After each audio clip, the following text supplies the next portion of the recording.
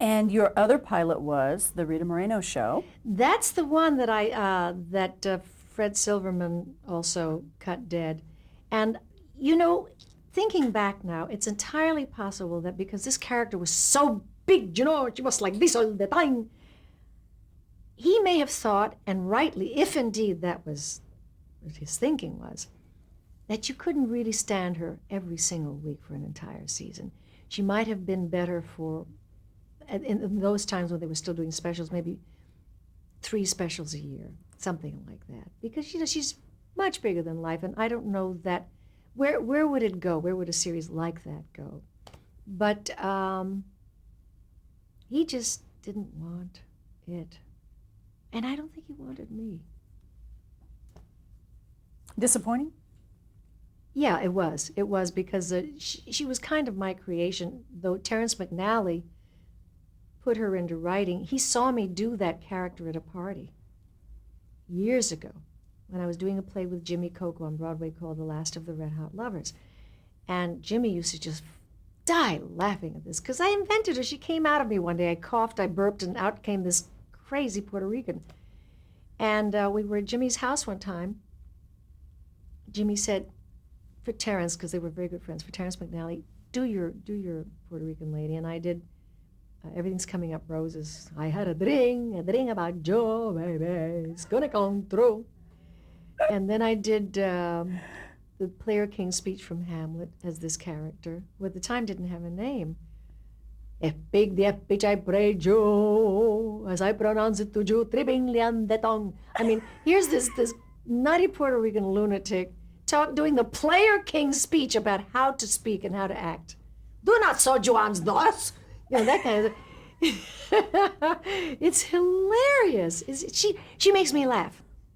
I will sometimes, I still do her with friends, and I still say, I'm by myself sometimes, and I think of something the way she would say something, and I laugh. All by myself in the kitchen. I laugh. Oh, say, can you see by the donzelli line? I mean, she makes me laugh. She made Terrence McNally laugh, and that's why he wrote that. And you got the Tony. And I got the Tony. And, you know, it's such credit to him that he knew what to do with her. The moment he saw me do that, in James Coco's living room, a year later, he wrote a play called, at the time originally it was called The Tubbs, later on The Ritz, and he wrote her just as I did her. So he knew where she was coming from, as they say. The Emmy came from Rockford Files, one of your Emmys from Rockford Files. Yeah. And that character was? Her name was Rita Kiepkovich. She talked like that, which is wonderful because it took me away from all that Latino stuff for a change. And she was so sweet. She was really sweet Charity. And it got me my second Emmy was for that. And I was so thrilled. And actually, out of doing only 3 Rockford Files, I was nominated twice and won once. And I did his very last Rockford Files last year. He wanted Rita to come back for the last show. So we did one. And it was so nice. What was fun about doing Rockford Files? Oh, Jim. What else? We've known each other. I've known Jim for about, he knows the exact date, but you see, he's good with numbers, I'm not. Something like 45 years. Jim did his very first screen test at 20th Century Fox when I was a contract player there with me. They were still doing things like screen testing good-looking kids, you know, to put them under contract and groom them. He was one of these good-looking kids, and he was a hunk. He was really a gorgeous, he was not a very good actor. And we did a scene from The Bridges of Toko-Ri, a film that had starred William Holden and Grace Kelly. And I played Grace Kelly with the blonde wig and all, and very white makeup. And he didn't get signed to Fox. But I guess they showed him because he went to do Maverick after that and became a very, very big star. I loved doing work with him. He's everything you see is pretty much what he is. He's a splendid human being. I love him very much. And we've known each other forever. When you would do series TVs and guest on other shows, which is something we'll be talking about, would you find that the tone of the set would be taken from the person who was the lead actor often? Oh, absolutely, absolutely. The hardest part, and I'm very, very aware of that when I do Oz and whenever I've done a show, more than one show, the guest stars are always such strangers. Everyone is so tight. And too often the guest stars are ignored, which is terrible. It's just awful. Because they're really not stars very often. They're called guest stars, but they're not stars. They're featured players who get that billing for that particular show. And there's something horribly sad about these people coming on a set where, it's like suddenly joining somebody else's family. And you don't know their jokes. You don't know what's funny to them. You don't know what's meaningful to them. You have nothing in common whatever with these other people. And it's very hard on them. Their first few scenes very often are extremely difficult for them because they feel so self-conscious and uncomfortable. And as a result of that, I've always made it a point to introduce myself immediately and try to have lunch with that person on that first day so that they'll feel, and I will sometimes invite some of the other actors or actresses to join us so that this actor or actress won't feel so estranged. It's an awful feeling. You can't imagine. It's funny. I've never really heard anyone talk about that before, and that's like one of the backbones. Well, you know why? Of Because TV. most actors don't even think. Actors are very self-centered people, in a way, and they forget. They forget very quickly how hard it is to be in a strange set with people you don't know, who couldn't care less about you. I was doing a show. It was a pilot. It was a terrible pilot, where they brought in two girls to play bimbos. So needless to say, the girls, that's why the show was terrible, by the way. It had that kind of, it was the Married with people who were offshoots who were doing this pilot. And needless to say, the girls were built, like that, extremely voluptuous and maybe even enhanced, shall we say. And they weren't great brain trusts either. But that's neither here nor there. That's no reason to treat people badly. And not one person on the set, not one person in the crew knew those girls' names. They called them by their character names, the characters they were playing. Hey, Bunny, go over here, stand over here, and now bend over. They did a lot of that. And I felt so awful for them. I'm a very maternal person anyway, and I love young people. And I just couldn't stand the way they were being treated. So I said, would you like to join me for lunch? And they said, lunch? With you? And I said, yeah, would you want to have lunch with me? Yeah, okay, cool, And we went to lunch, and I must tell you, it was a difficult lunch because they didn't have much to say. They were really very limited young women, but they were so sad for that very reason. My heart just went out to them. They were being hauled around on the set like objects. It's a tough business. It's a mean business. And not one of the actors on that pilot ever said hello or good morning to them. It's astonishing. It's not even so much rude as thoughtless. Actors are so often so taken with themselves and their worries and their scene that they don't even think of anybody else. And I'm so unlike that. But it's, I've been through that. I've been those girls. As a Puerto Rican, I've been those girls who couldn't do arithmetic on a blackboard, And looking for ways to hide the insecurities. Yeah, exactly. But let's see, you did some other guest shots on other shows such as Love Boat. Oh, yes, I had a real fight with Ted on the Ted night. Oh, my. Oh, he was so self-involved. And I just wasn't going to take it from this guy. And he's known as the anchorman on the Maritime He was, Morning yes, Show. and he was wonderful. And I was really looking forward to working with him, but I swear he was behaving like the anchorman on that particular show. And I told him so, and I told him so in front of everybody. And, he was so angry. We were in Japan. And I got very grown up on that occasion. I thought, you should have told him that in private. But he made me so mad on the set. He was driving everybody else crazy. But that's still no excuse. So I wrote him a very lovely and warm and apologetic note saying, what you did, I feel was still wrong, but there was no place to do it, and I apologize from the bottom of my heart. I hope you'll accept my apology. And I slipped the note under his hotel room door, and he was astonished the next day. He said, I can't believe you did that. I can't believe you wrote that. I said, why? He said, well, I wouldn't do it. I said, yeah, well, that's part of your problem. But let's not get on that again. But that was fun. That was fun. My God, it took us to Japan. What's not to love? And Gavin is the darlingest man on earth.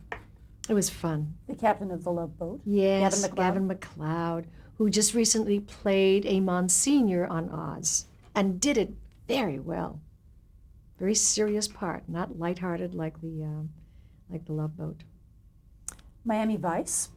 Yes, I remember Miami Vice. That was one of those crazy experiences where I understood where Don got his reputation, because he just wouldn't be there for rehearsals, and then when we were ready to shoot, he'd come on the set and restage the whole thing and make everybody crazy. And actually, his restaging was better than the directors of that particular episode. What he did was really improve the scene enormously. It's just that he came in and then they had to relight everything. So he drove them nuts. But he really would make a good director, Don Johnson.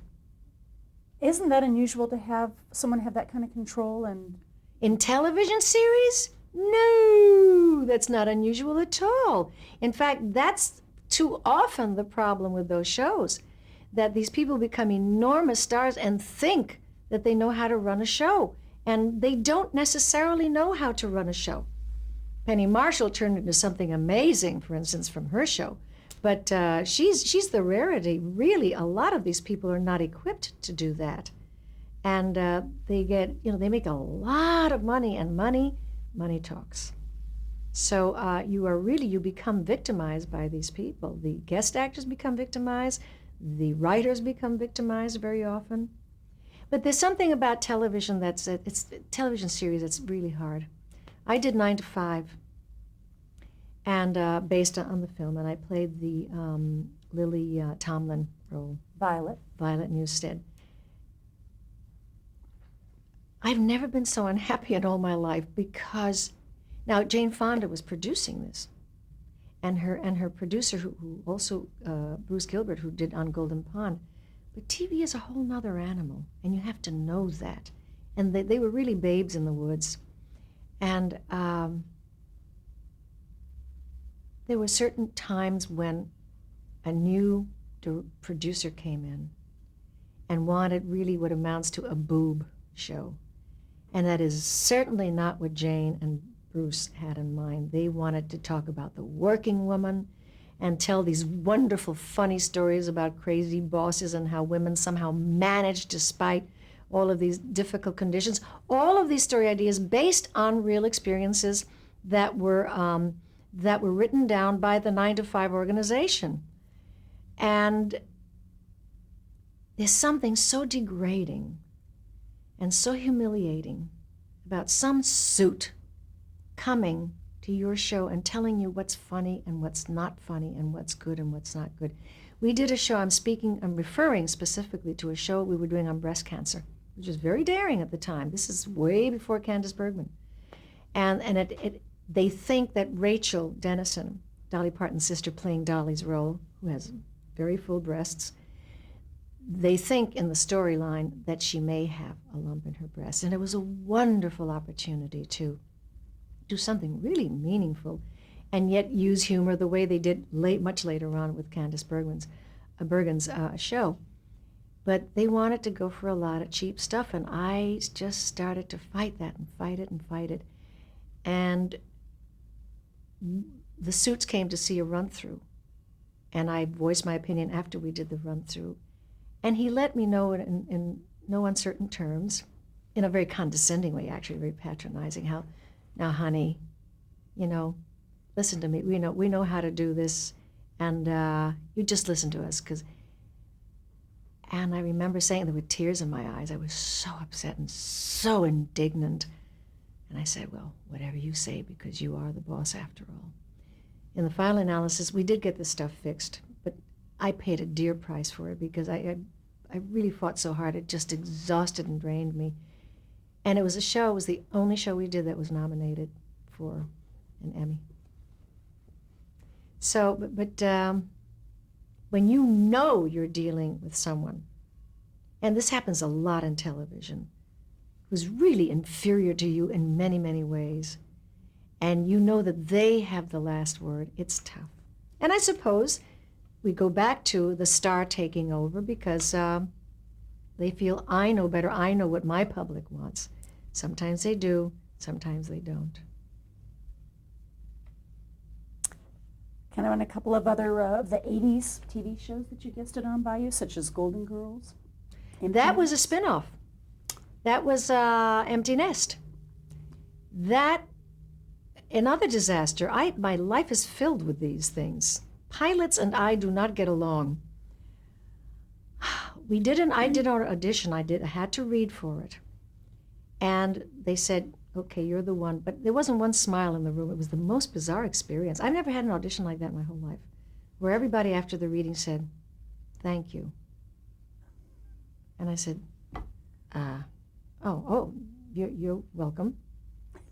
Is there anything else? They said, no.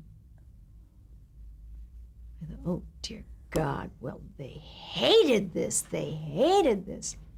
I went home. My husband said, and it was, I had gone through heaven and hell to audition. I was on a cruiser doing my show when this audition offer came up. And I went through the rain and sleet and snow and all kinds of stuff just to get to Hollywood, California to do this reading. Well, that's what made it so really insane. And I flew on airplanes and I took boats and I was exhausted. And I came in the next day and did this reading where everybody said, thank you. So my husband calls up. That's right, because he was still in St. Thomas where I left the ship. How did it go? I said, they hated it. He said, oh, honey, I'm so sorry. I said, so am I. I said, it was just one of the most awful experiences of my life. I got the part. And I said, based on what? Is that the kind of enthusiasm I'm going to see when I do this thing? And what happened is that Susan Harris, the head writer, got frightfully ill during that 1 week we were putting the pilot together, and couldn't do rewrites, and it really, really, really needed rewrites badly. Paul Dooley was playing my husband, and I was the lady. And every day they kept changing my character to the extent that by the time we got to do it in front of an audience, I couldn't remember line one because the attitudes had changed so many times.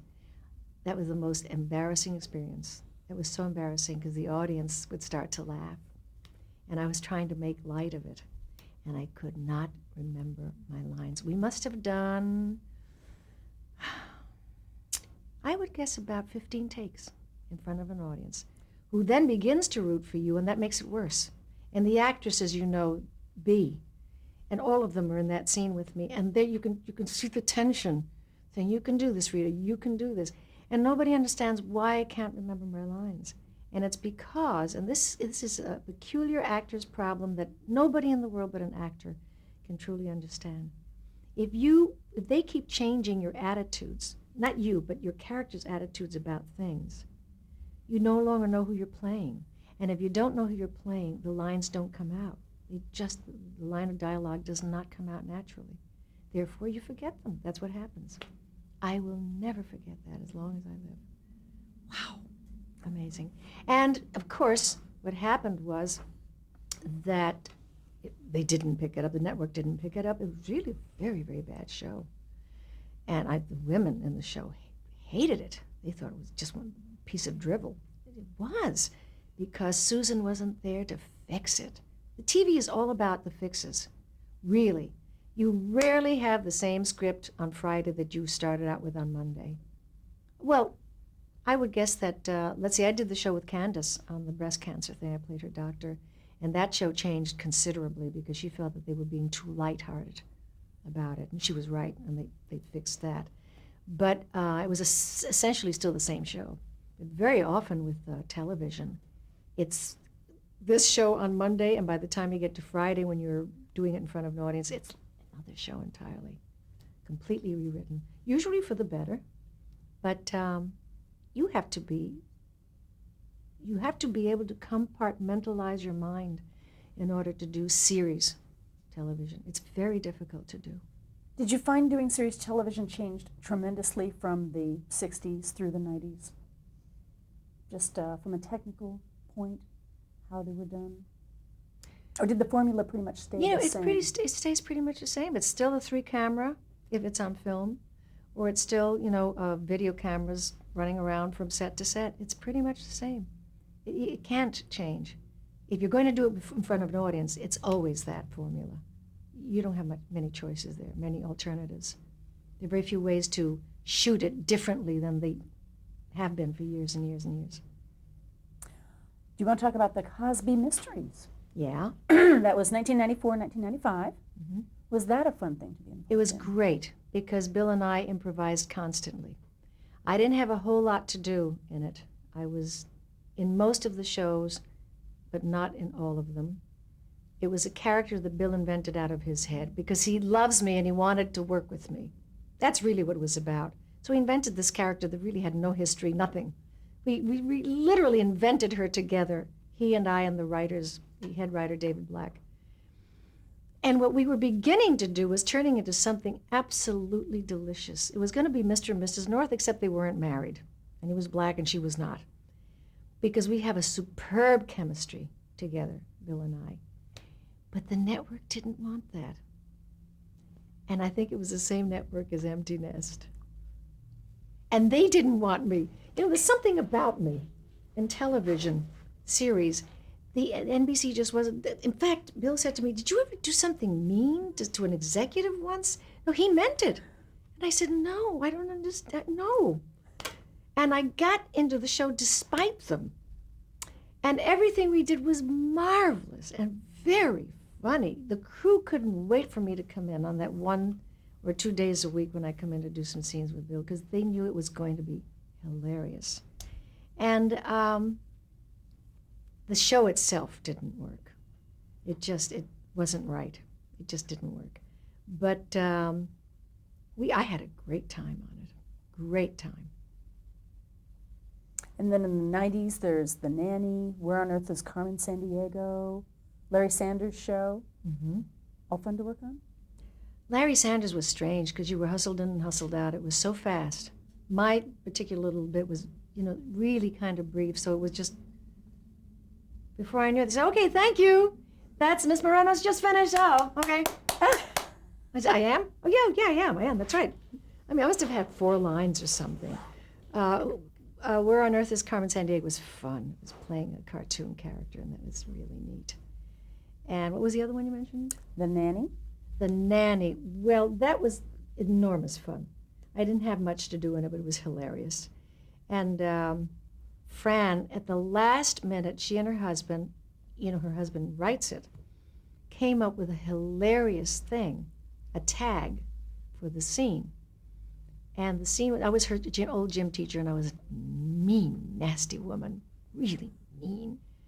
But they're reminiscing. This is the tag they wrote. She said, "Would you do this? Would you consider doing this?" And I read it, and I said, "Oh, absolutely." So the tag is that she and I finally have become friends now that we're mature people. And she starts talking about her high school days and how she went out with this boy. And I say, "You went out with him?" She said, "Yeah." I said, "Ah!" She said, "What?" I said, "A boy like that would kill your brother." And she said, "Yeah?" I said, "Yes, forget that boy and find another. One of your own kind, stick to your own kind." And the audience went bananas. It was very funny. And the publishing company who published West Side Story were very reluctant to let us do it. And then they said, "Well, we'll only do it if she does it in cadence. She can't just, do it out of rhythm." So that's how I had to do it. And she would just stick things in between, like, "A boy like that who'd kill your brother." "What?" "Get that boy and find another." "What do you mean?" "One of your own kind." 60 grand. "Oh." How did you get cast as the doctor on Murphy Brown in that episode, which was kind of a pivotal episode? That got a lot of attention. Indeed, it It did. was the breast cancer episode. I don't know. They just wanted me. I mean, you often get cast that way, and they wanted someone mature and with something of a name. I know that was important at the time. And someone thought of me, or my agent threw my name at them, and they said, yes, perfect. Or their casting person said, yes. And that was that. It was a marvelous bunch of episodes that she did. Does her set tend to reflect her personality? Is there a warmth to it, or is it another one where you feel like an outsider for the day? I think you're always an outsider. Unless somebody makes an effort, you're always an outsider. By definition. But I'm a grown woman now, and I don't mind lunching by myself, or I don't mind inviting someone from the cast to lunch. Say, you want to eat? Let's go eat. That kind of thing. But you're always an outsider. You know, you're involved in a TV show now called Oz. Can you imagine having that show on television in, say, the 50s? Oh. Does that tell you what my answer? First of all, I can't imagine being in the 50s, and I can't imagine it being on commercial television now as we speak. Because? Oh, well, it's graphically violent. It's graphically sexual. It's all of the big no-nos. The language is foul. It's a maximum security prison. That's what it is. For real and for sure. Is there a part of you that says, I'm kind of surprised to be involved in this? Yeah. There are things I don't like about it sometimes. At the same time, I'm very proud to be a part of it because I think it's a brilliant show. I think Tom Fontana has a certain fascination. He's our writer-producer. Certain fascination with blood and sexuality. And I said to him, you're a perfect lapsed Catholic. This is the most Catholic show I've ever seen in my life. Well, it's biblical. It is really biblical. It is epic. It's like Bruegel's painting of hell. No good deed goes unpunished at Oz. It's a fascinating show. I think it's brilliantly written. I'm especially proud, and I feel privileged to be in the company of such astonishing actors. Oh my God. These people, on the average of once every episode, somebody gives an Emmy nomination performance. Of course, we've not been nominated. We're not going to be. I know that now. When there was a Cable Ace Award, there no longer is. I won one, but it ain't going to happen. Not in this lifetime. Sopranos, yes, but Oz, no. We're out of tape. Well, it's a good place to end it.